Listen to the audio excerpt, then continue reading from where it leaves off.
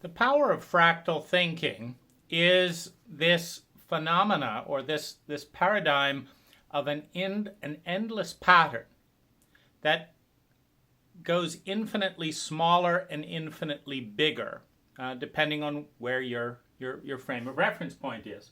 So we might have the individual right here, and around them is a family system, which is right here. And around them is a community system, which is right here, and around them is a national or cultural system that's right here.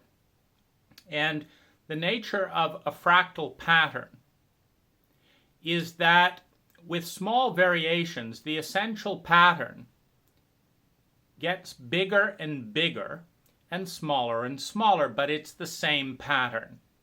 And so one of the applications of fractal thinking is to, for example, look at one's government. And you might take an area of waste, for example, and you say, oh my goodness, I as an American citizen am, in the process of generating my statistical contribution to landfills, which is 102 metric tons. So I'm going to create 102 metric tons of garbage by the time that I'm dead, given the fractal pattern of consumerism in my culture. And so I'm going to create 100 tons. My family is going to create 1,000 tons. My country is going to create, my city is going to create this amount. My country is going to create this amount. But it's all basically the same fractal pattern. And one of the interesting applications of this is we all watch on the news, so-and-so embezzled $500 million. This CEO of this major company embezzled $2 billion. Bernie Madoff did a Ponzi scheme. We hear these big things and it sounds terrible. It sounds, oh my gosh, that's horrendous. Oh my gosh, all that money spent. But then we look at our own lives and we don't understand that the same fractal pattern applies.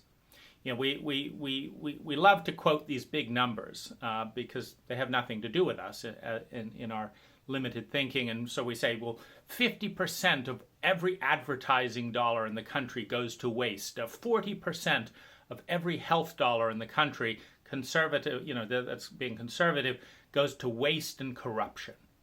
That's $2 trillion of yearly waste. I mean, this is outrageous. But then we look at our own lives, and we don't tend to think that the same statistic as a general rule is going to apply. That if we're in a country that puts 40% of our health dollars to waste, then we start thinking, well, I bought this pack of vitamins. I didn't really feel anything. Then I bought these diet pills. I didn't take them. They gave me diarrhea. Then there was this powder. I just threw it out after 2 years. And it's like, gosh, $2 trillion. That's this big deal, right? That has nothing to do with me. When we look at the fractal patterns on a national scale, the general default is that they're going on in our own lives. That 40% of all the time and money that we spend on healthcare. I bought a gym membership and then I didn't go. Well, that's waste. Then I got my health insurance, but I didn't do my annual checkup and stuff. And waste. My doctor said, why not? So I just went and spent $3,000 on an MRI. That just for the hell of it. No, nothing came up wrong, whatever. But better be safe.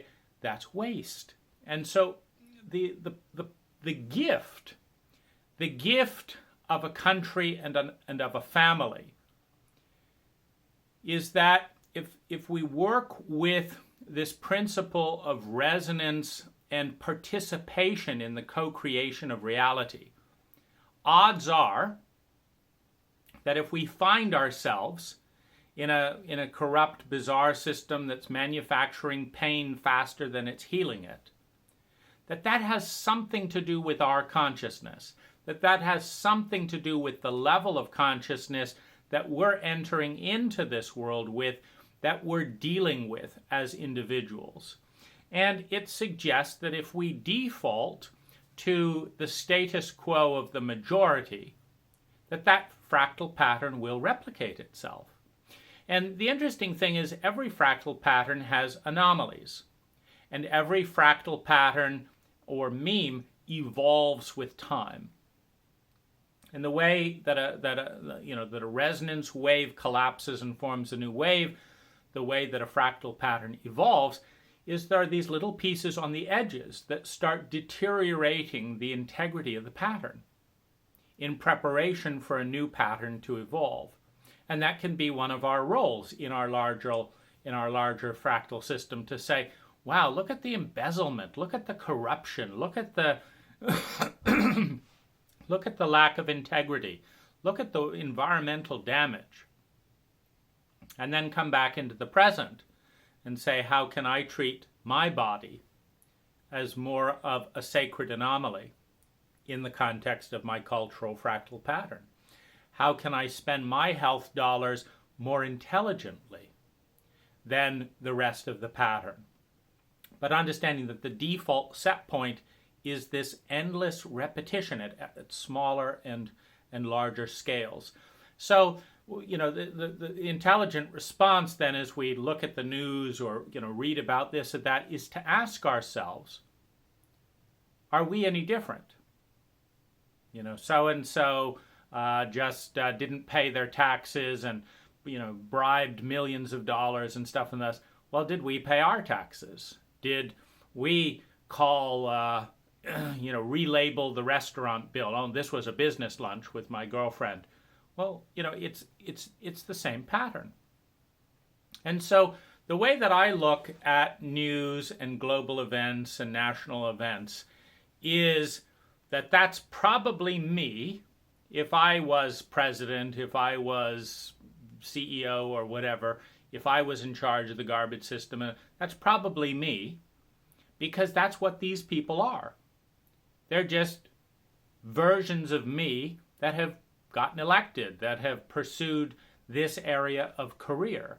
And the environment creates certain incentives, often cultural environments. For example, the fundamental bias to value human beings, particularly men, by the amount of money they make, naturally creates this sense because the culture gives you the credit. When Donald Trump gets to be on the Forbes 400 list and lie about his net worth and stuff so that he can be higher on the list, he doesn't get punished for lying. He gets rewarded for being higher on the list, so he can point to, look at where I am and keep trying to get higher on the list, whether or not the net worth is going up and down. And again, we can look at that in our lives. When we give one speech in Spain and one speech in our hometown, are we now an international speaker? I'm an international speaker who has spoken in multiple countries. Sounds a bit grandiose, doesn't it? I gave one talk in Spain and one talk here. Oh yes, I want that. I want that prestige. Well, that's the same game. This is the same dynamic as, Trump trying to get higher up on the billionaire list and this person, corrupting to improve the net profit here and fudging the corporate returns to get slightly above the analyst's expectation for that quarter. We were 2 pennies above average. We had to bribe the backdoor accountants and do this and rename this, but we were two pennies ahead, and now we're being rewarded on Wall Street because we're playing that game.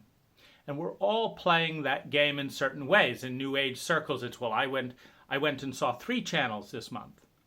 Doesn't matter that I didn't learn anything. Doesn't matter that I went and saw 4. I saw 4 channels. Oh, I saw that, but this one is better. So it's the same fractal pattern. And so in essence, fractal thinking says that we're all connected, that there's a reason that we're here in this time and place, and that if we're furious and disgusted with what's going on in Washington and what's going on in The Hague and what's all this stuff, that there's a good chance that we're furious about the same inner dialogue, because that's when it gets really small. what's the fractal pattern going on between our two ears? When this part of me says, oh, what about this new way of thinking? And the other part says, no, that'll never work. We've always done it this way, and this is the way that we're going to do it. And this little voice says, no, this is crazy. And it's like, I don't want to think about it. I don't want to, don't overwhelm me. This is the way we do things. We drive to work this way. And that's the way Nope.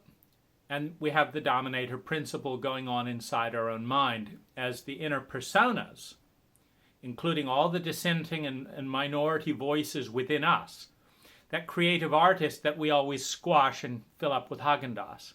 You know, that artist says, I could do some art.